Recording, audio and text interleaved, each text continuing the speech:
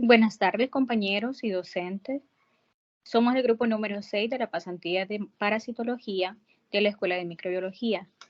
Nuestro grupo se compone por Pony, Samuel, Eliet, Rosa, Ninoska, Michael, Karen y mi persona, Marcela. Hoy les hablaremos sobre el proceso de malabsorción intestinal por infección con Giardia intestinalis.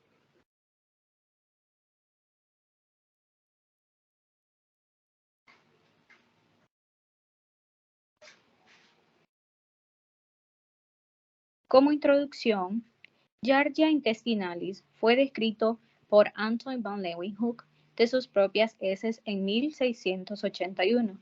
Por mucho tiempo se sospechó que Giardia era patógeno exclusivo de animales, hasta que en la década de 1970, mediante estudios epidemiológicos, se evidenció que era una causa importante de diarrea en humanos. Giardia intestinalis es un protozoo flagelado del filo Metamonada. Este protozoo es cosmopolita y el grupo etario más frecuente afectado es el de los niños.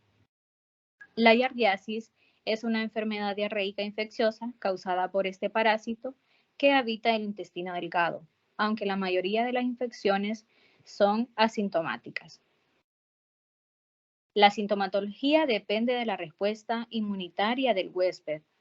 Inflama la mucosa, produce diarrea y altera la absorción de nutrientes.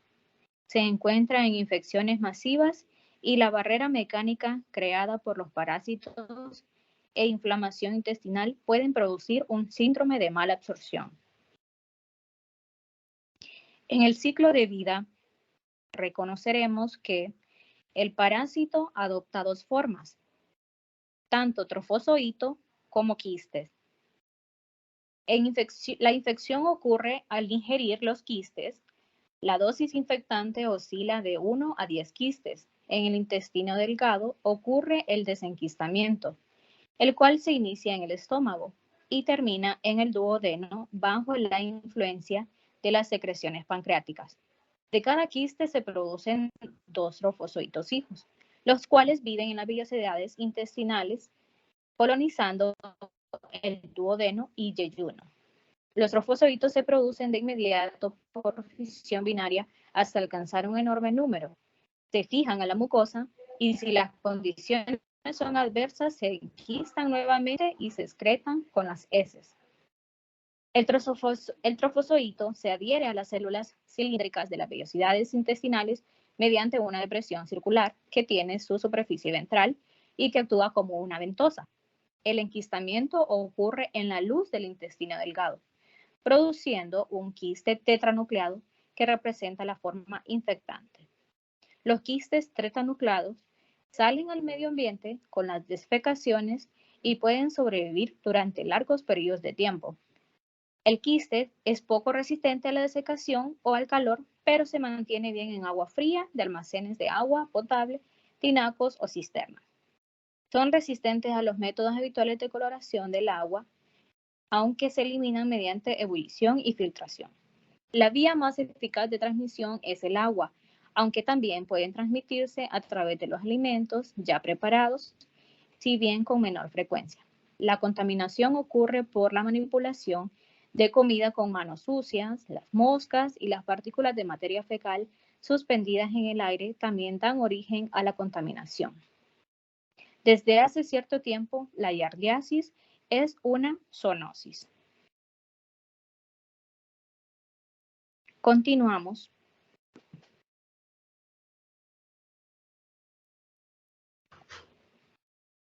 Bien, buenas tardes. A mí me toca hablar sobre la sintomatología. Como ya sabemos, la giardiasis se presenta de distintas formas. Pueden ser de forma aguda, forma crónica y con el síndrome de mala absorción, como ya lo mencionaba mi compañero. El síndrome de mala absorción, pues, es un síndrome en el que hace que el paciente pues, no pueda absorber de manera buena los nutrientes que llegan a su cuerpo. Entonces, primeramente, como sintomatología, tenemos que presente el paciente diarrea líquida, náuseas, gases, puede presentar también fatiga, desnutrición, dolor estomacal y pérdida de peso. La forma aguda pues tiene un inicio brusco, con diarreas malolientes y pueden ser acuosas también. Esta tiende a durar de 3 a 7 días. La forma crónica pues contiene más que todo, el paciente presenta heces pastosas y espumosas acompañadas de mucha flatulencia, con meteorismo, que lo que hace el meteorismo es acumular gases en el intestino, es lo que provoca la giardiasis. Y como ya mencionaba, el síndrome de mala absorción lo que hace pues es que las heces sean malolientes y grasosas, aparte causa esteatorrea y la deficiencia de azúcares y de absorción de la vitamina B12. Como hablamos del mecanismo bioquímico que hace la giardiasis en la mala absorción es el siguiente. Lo que altera es el transporte de la glucosa, del sodio y algunos electrolitos. Es como una lucha de poder entre el huésped y el parásito. Déficit de enzimas como la disacaridasa, la lactasa, la silasa y las sucrasas. También reducción de la eficiencia de la lipasa pancreática e inhibe la tripsina, lo que hace que la captación de ácidos y sales biliares pues no sea adecuada en el huésped. Como es una lucha por estos nutrientes entre el parásito y el huésped, la giardia lo que hace es consumir con avidez los ácidos y las sales biliares y además rompe la conjugación de estas. También lo que hace en este mecanismo que implementa, rompe la conjugación, las reservas son disminuidas, lo cual provoca una mala absorción. Al impedir la formación de micelas, esto lo que hace es reducir de manera secundaria la eficiencia, como ya mencionaba, la reducción de la eficiencia de la lipasa pancreática. También promueve el crecimiento de muchas bacterias y reduce en forma directa la actividad de la lipasa, como ya lo mencionaba. Además, incrementan la prostaglandina E2, la que es producida por los monocitos, y esta acelera más que todo la motilidad intestinal y disminuye el tiempo de la absorción en el huésped con los alimentos. Reduce la emisión de los disacáridos, como mencionaba la deficiencia de las enzimas, lo cual produce alteraciones en el transporte de sodio, lo que es la glucosa y el sodio. Competencia de estos nutrientes hacen que el paciente pues tenga una mala absorción, porque el parásito le está quitando todos los nutrientes que debería tener el cuerpo para poder hacer una buena digestión y también para el proceso de digerir cada alimento y absorber los nutrientes, porque lo que está dañando son las vellosidades donde el paciente se adhiere. Entonces, esto es lo que causa la giardiasis con su mecanismo que implementa una mala absorción del paciente. Entonces, como mencionaba, esta es un parásito oportunista que altera la microbiota del paciente, lo que provoca que le cause un gran daño al paciente. Entonces, reduce la emisión de disacáridos, como lo mencionaba, y por eso es que el paciente pues tiene una mala absorción.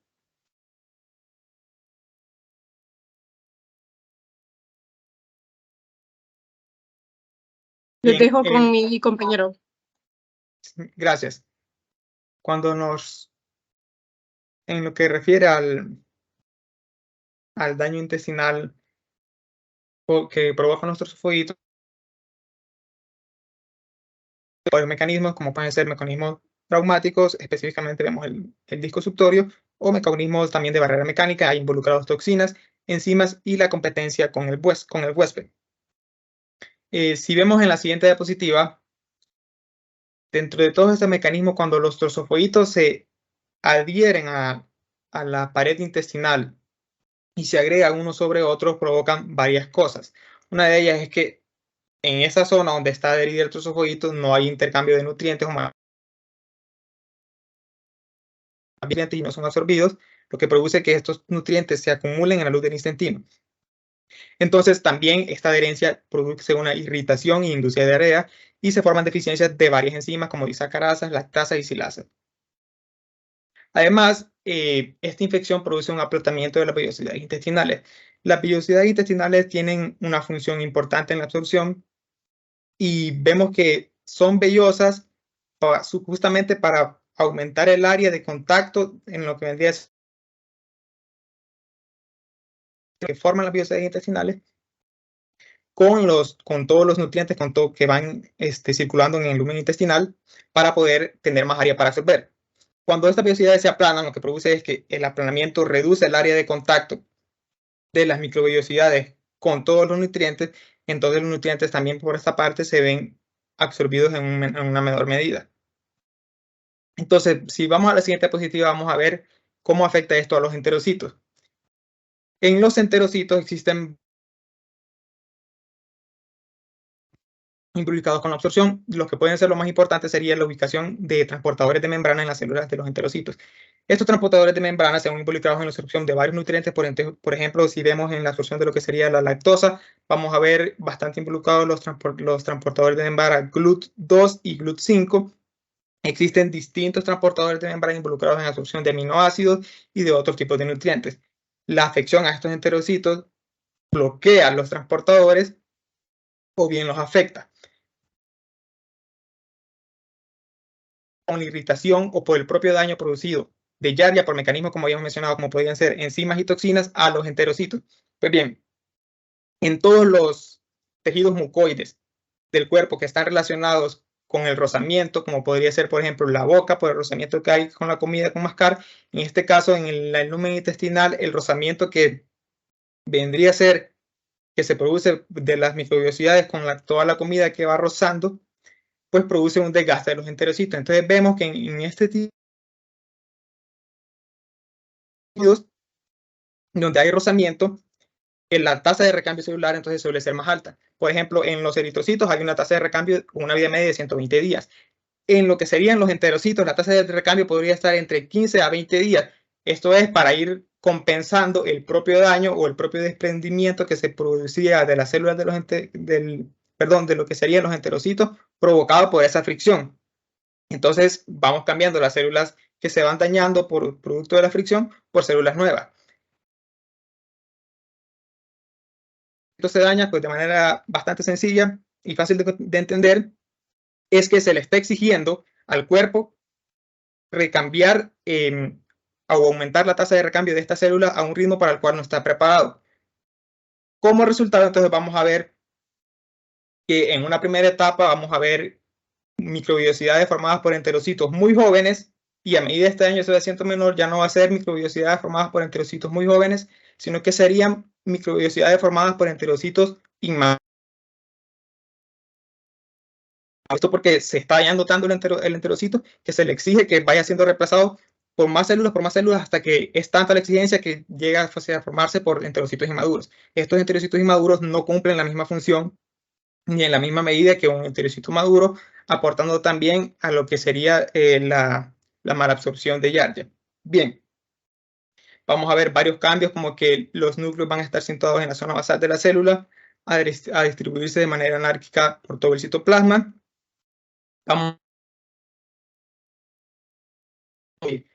Todos estos nutrientes no se están absorbiendo, entonces va a causar que todos estos nutrientes se empiecen a acumular en el lumen intestinal. Entonces vamos a ver dos cosas.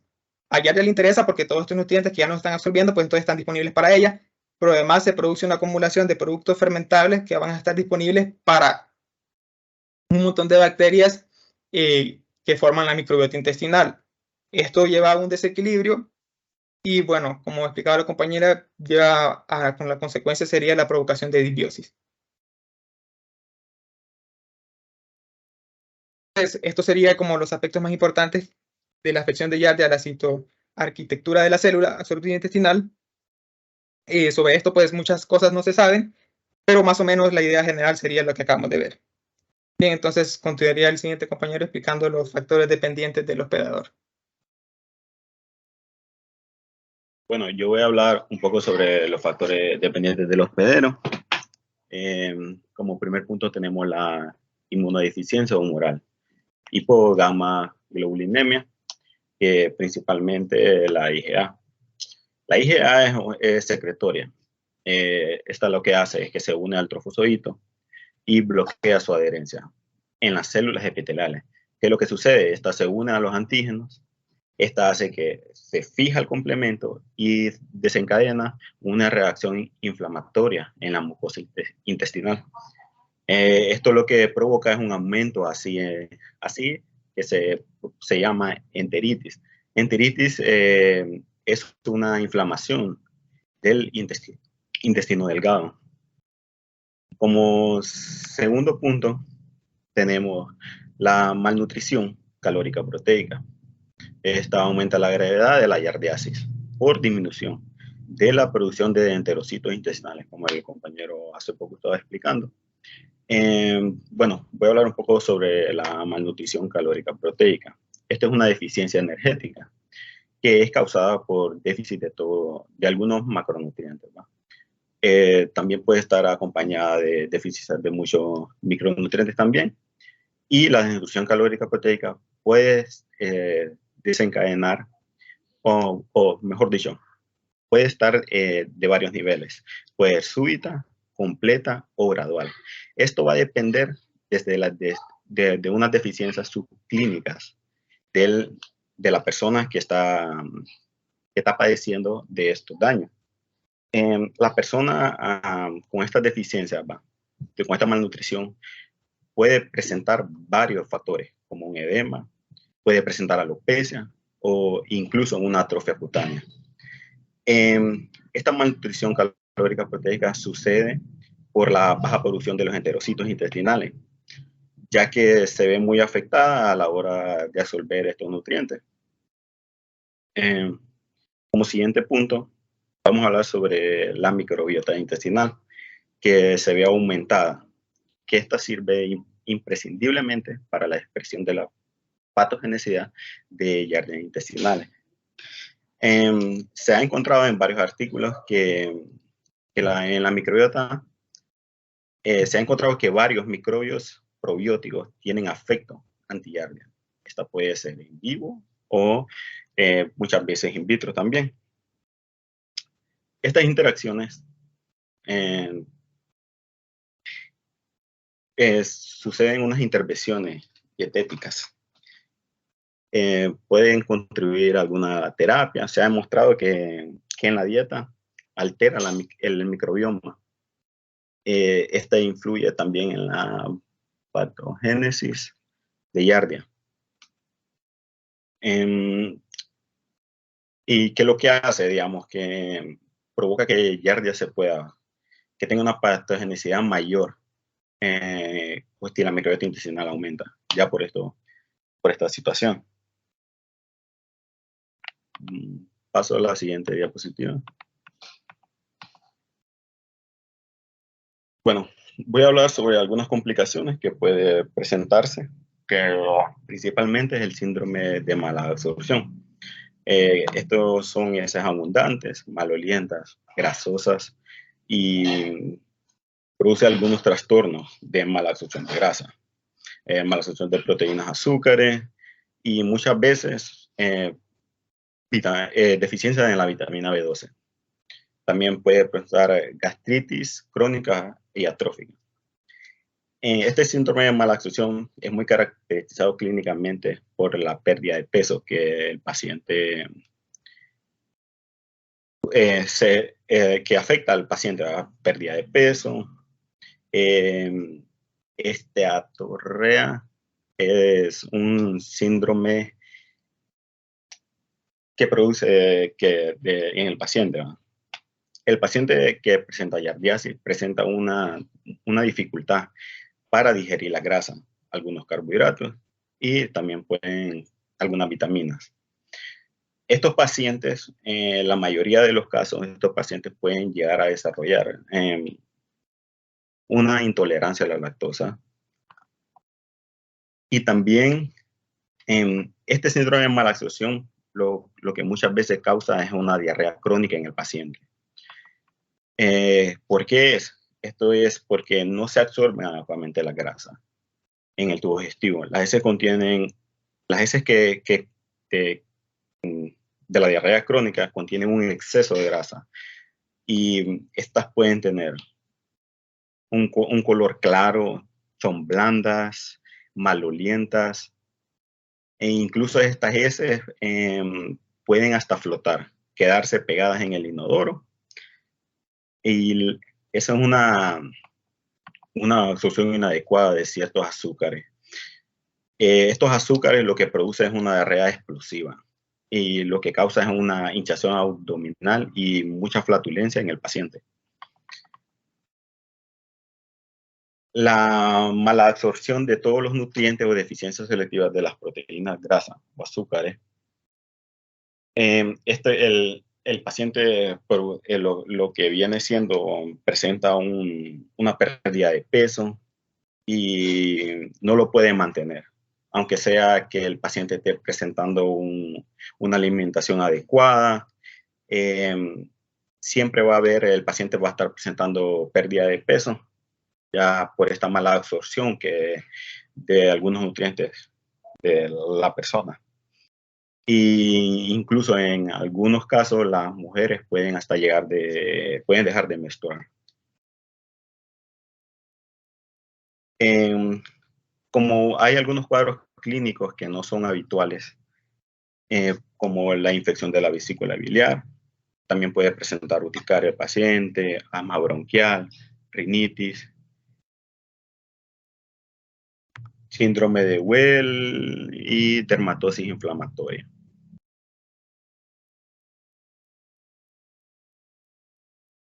Bueno, voy a hablar un poco sobre tratamientos y prevenciones. Muchas de estas prevenciones, el tratamiento de agua pública adecuada.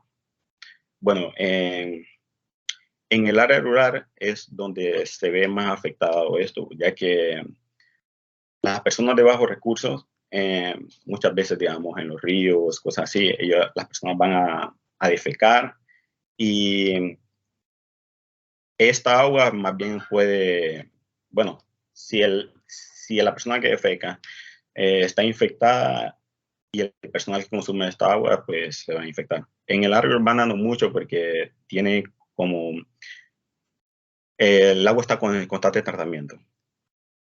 También la preparación de higiene de los alimentos, ya que cuando consumimos alimentos debemos lavarlos, limpiarlos, y esto evitamos mucho la contaminación. Higiene fecal oral apropiada esto lo podemos evitar en muchos lugares porque donde comemos, si comemos en lugares a la orilla de la calle, no sabemos la higiene del personal y muchas veces las personas se infectan de esta forma. Lavarse bien las manos después del contacto con ese. Pues entonces, tenemos que cumplirlo porque las personas, digamos, cuando tienen esta infección, no se lavan las manos, andan tocando cualquier cosa, incluso saludando a otras personas, las otras personas come comida, toca, digamos, cualquier cosa, se mete la mano a la boca, por este medio se pueden contaminar. Ahora vamos a hablar un poco sobre el tratamiento. Actualmente el tratamiento se basa en la administración de algunos fármacos derivados de nitromidazoles y benzodiazoles. Hay otras drogas también como la quinacrina, furosolidona, paramoxicina y nitazina. Bueno, estos tratamientos no muchas veces, digamos, en los portadores asintomáticos pueden no necesitar este tratamiento. Y hay otros casos como unos casos crónicos, cuando ya está la infección, más bien estos tratamientos pueden ser más bien hasta resistentes. Se necesita un tratamiento más prolongado de lo normal con combinación de otros medicamentos. En la mayoría de las mujeres embarazadas no es aceptable que durante el embarazo, porque estos medicamentos pueden ser dañinos para la persona y para el feto. Entonces, lo que se le propone y que es lo adecuado es que la persona después del parto se pueda tratar con el medicamento adecuado ya. Y muchas veces la recurrencia de los síntomas, reinfecciones, que hay algunas infecciones resistentes también, la mayoría presenta intolerancia a la lactosa posteriormente a la yardia.